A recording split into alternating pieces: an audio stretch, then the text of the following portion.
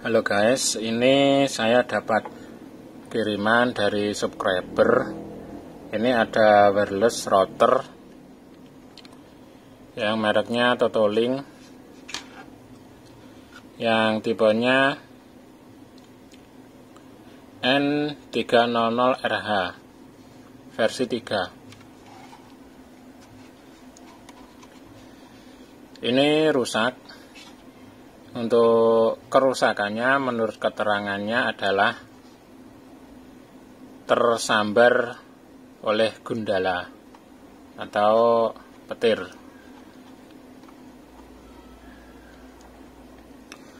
Sebenarnya ini tidak tersambar langsung, hanya saja yang tersambar itu jarak sekitar 50 meter. Hanya saja ini juga terkena imbasnya. Oke, yang pertama ini akan saya aliri tegangan dulu. Gimana untuk kondisinya?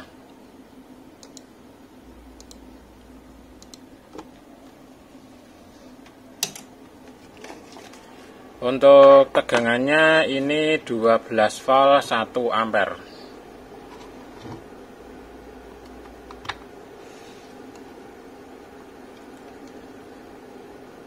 Oke, ini masih menyala. Ini artinya untuk SoC-nya atau chipset CPU-nya masih ada kemungkinan masih bekerja.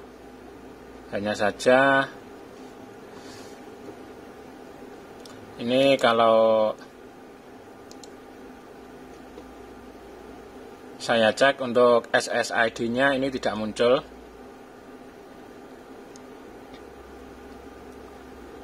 Dan ada kemungkinan untuk firmware-nya ini juga terjadi masalah karena adanya kejut atau tegangan kejut dari gundala tersebut, imbas dari gundala. Ini mungkin saja menyebabkan terjadi masalah pada firmware-nya atau korup begitu. Untuk kondisinya seperti ini, dan sekarang akan saya bongkar dulu.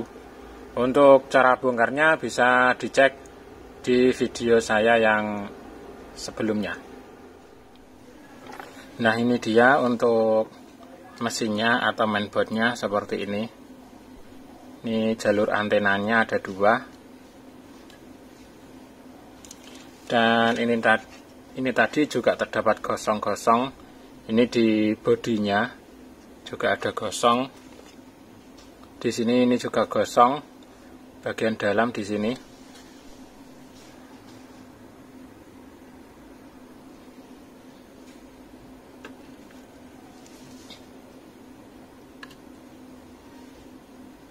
Nah, di sini juga gosong-gosong. Di sini untuk resistornya semuanya terbakar. Semuanya gosong dan jalur-jalurnya di sini juga putus. Ini putus. Ada beberapa yang putus. Jalur bagian bawah juga sama, ini putus. Di sini ini jalurnya sudah tidak bagus. Dan ini bisa dipastikan untuk LAN 34 ini tidak bisa dipakai. Sebenarnya kalau ingin dipakai masih bisa kalau masih telaten. Hanya saja ini tadi untuk pemiliknya ini saya tawari untuk opsi yang lebih murah, sebaiknya ini tidak usah dipakai saja untuk yang LAN 3 dan 4 karena kebutuhannya cuma 2, jadi bisa pakai 1 dan 2. Jadi nanti di sini akan dicopot semuanya ini. Dan kemungkinan di sini untuk transformer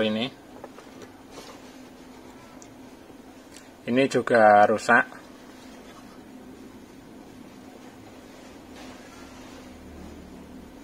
untuk lilitan ini transformer UTH20702M, dan kemungkinan ini juga rusak, jadi nanti akan saya lepas saja. Untuk ini sebaiknya dilepas saja karena sudah tidak difungsikan. Dan untuk resistor yang gosong-gosong itu nanti kemungkinan juga akan dilepas. Dan untuk resistor, untuk kapasitor, di sini ada kapasitor. Ini akan saya cek juga, dan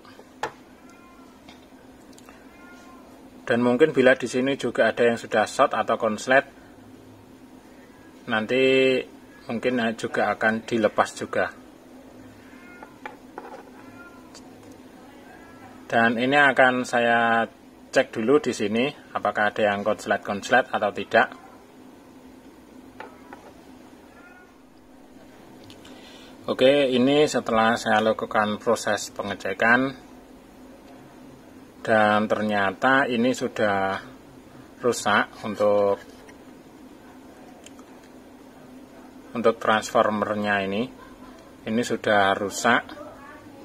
Cara pengecekannya sangat mudah. Bila belum mengetahui, tinggal cek di datasheetnya atau disamakan dengan yang sebelahnya. Misalnya cek antara kaki 1 kaki 2, kaki 2 ke kaki 3, antara kaki 1 ke kaki 3, apakah sama dengan yang sampingnya di sini atau tidak. Kalau sudah tidak sama, berarti rusak. Intinya seperti itu. Dan untuk pembandingnya itu dipastikan bahwa benar-benar masih normal. Kalau ini sudah dipastikan rusak. Dan untuk kapasitor yang ada di sebelahnya di sini, ini ternyata ditemukan ada yang sudah short atau konslet. Di sini pada C bagian pojok di sini C118 di sini, ini tadi saya cek sudah konslet short.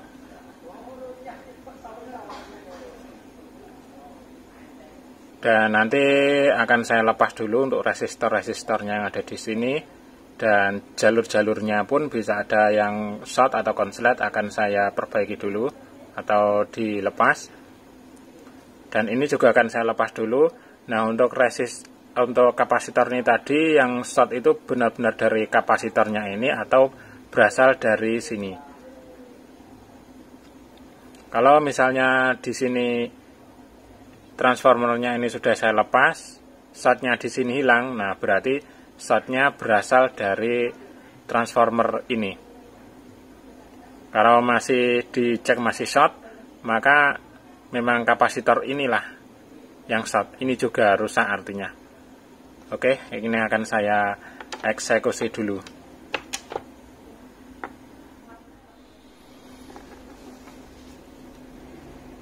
Oke, ini tadi sudah saya lepas transformer dan resistornya yang ada di sini, yang rusak-rusak semuanya.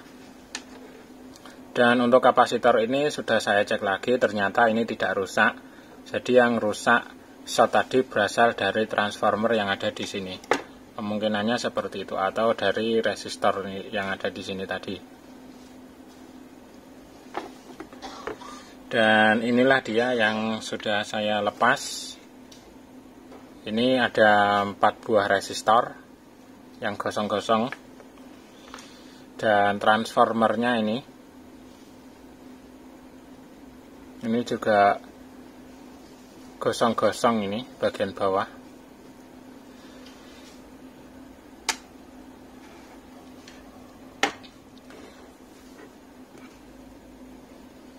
Dan sekarang ini akan saya cek lagi, tes lagi.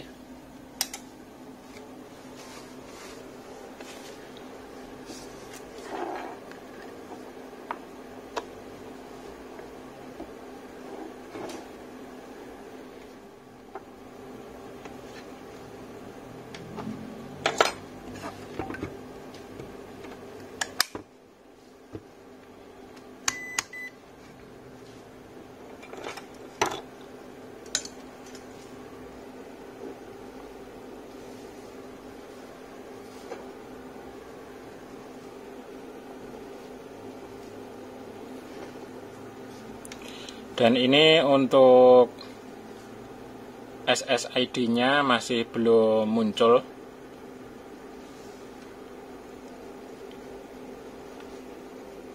Seperti dugaan awal tadi, ada kemungkinan firmware-nya ini juga korup. Ini cek dulu untuk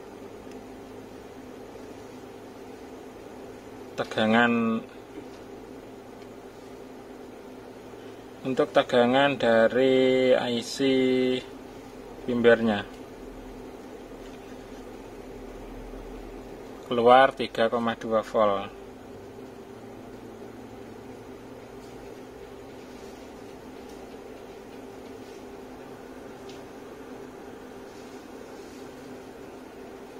Oke, di sini tegangan juga ada.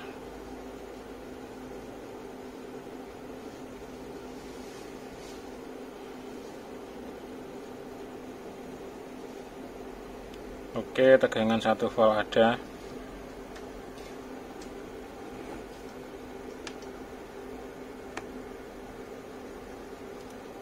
Tegangan 5 volt juga ada.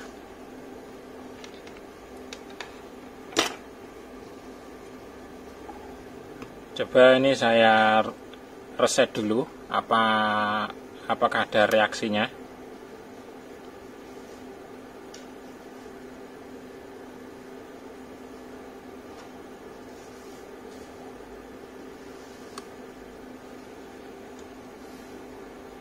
Oke, di reset ada reaksinya. Reaksinya adalah lampu kedip-kedip tadi. Itu adalah reaksi dari reset. Dan untuk langkah selanjutnya, ini tadi saya cek tegangan normal, sudah normal. Untuk langkah selanjutnya ini akan saya flash ulang dulu.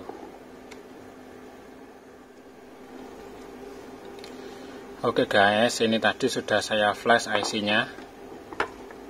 Sekarang cek lagi.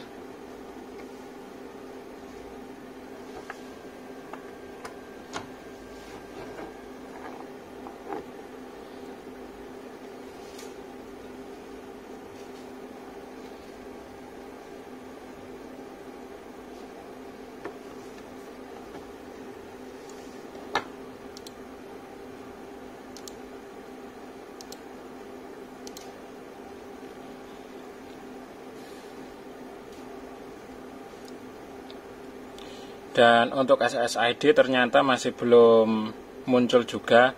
Dan ini saya cek untuk IC SoC-nya atau CPU-nya atau chipset CPU-nya ini sangat panas sekali. Panasnya overheat. Padahal tegangan normal. Nah, jadi kemungkinan untuk saya cabut saja guys, ini panas sekali. Panasnya overhead, tidak normal.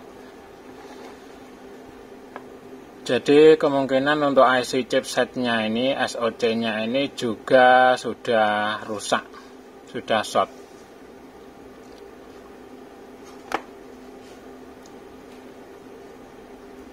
Oke, jadi untuk proses perbaikan kali ini tidak berhasil ya guys. Tidak sukses karena IC SoC-nya atau CPU-nya ini ternyata juga sudah rusak.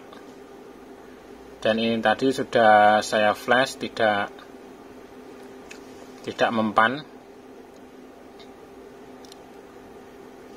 Dan sepertinya tidak connect atau ini tidak bekerja.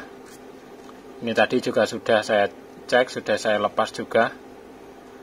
Oke, jadi hasilnya atau kesimpulannya seperti itu ya guys. Untuk perbaikan yang kali ini tidak berhasil karena ini IC CPU-nya sudah rusak.